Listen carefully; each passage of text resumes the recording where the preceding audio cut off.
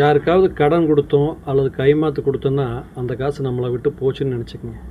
முடியலைங்க. இந்த காலத்தில் ஒருத்தருக்கு அவசரத்துக்கு உதவி செஞ்சுட்டு அந்த காசை வசூல் பண்ணுறதுக்கு படுற கஷ்டங்கள் உண்மையாக ரொம்ப ரொம்ப கஷ்டம். அந்த காசு நம்ம கையிலே இருக்கணும். எக்காந்து கொண்டு யாருக்கும் கடன் கொடுத்துடக்கூடாது.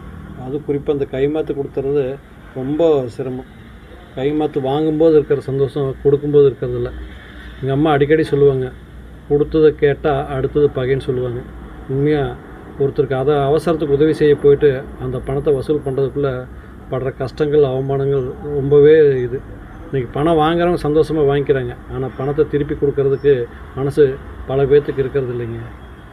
என்னுடைய அனுபவத்தில் எவ்வளோ விஷயங்கள் நடந்திருக்குது.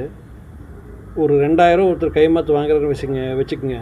அந்த பணத்தை திருப்பி நம்ம வாங்கிறதுக்குள்ளே ரொம்ப சிரமப்பட்டுறோம். அந்த 2000 ரூபாயை அவங்ககிட்டருந்து வாங்கிறதுக்குள்ளே எப்படின்னா, முதல்ல என்ன பண்ணுறாங்க, ஒரு டைம் சொல்கிறாங்க. ஒரு செவ்வாய்க்கிழமை வாக்கில் டைம் சொல்கிறாங்க.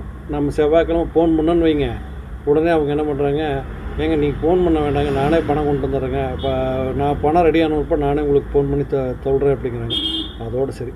அதுக்கு அடுத்தது அப்புறம் மறுபடியும் நான் ஃபோன் பண்ணோம்னா, ஏங்க நான் குழுவில் பணம் எழுதி வச்சுருக்கேங்க, எனக்கு இந்த குழு பணம் வந்தோடனே நிறைய பேருக்கு செட்டில் பண்ண வேண்டியிருக்குது, உங்களுக்கு 2000 தானுங்க, கண்டிப்பாக கொடுத்துட்றேங்க அப்படிங்கிறாங்க.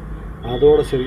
அதுக்கப்புறம் அடுத்தது பழைய டைலாக்கே தான், நான் கொஞ்சம் பணம் வர வேண்டியது இருக்குங்க, வந்துன்னா எல்லா பிரச்சனையும் தீர்த்துருங்க, நான் உங்களுக்கு கொண்டு வந்து கொடுத்துட்றேங்க அப்படிம்பாங்க. அதோடு சரி. மறுபடியும் பணமே வராது. அதுவும் குறிப்பாக ஃபோன் பண்ண வேண்டாம்னு சொல்லிட்டாங்கன்னு வைங்க, அந்த பணம் அதோ கதி தான், வர்றதுக்கு வாய்ப்பே கிடையாது. உதவி செய்கிற மனப்பான்மை இந்த காலத்தில் இருக்கிறது ரொம்ப சிரமம். அது இந்த கடன் கொடுக்கறது, கைமாத்து கொடுக்கறது, இதெல்லாம் ரொம்ப ரொம்ப தப்புங்க.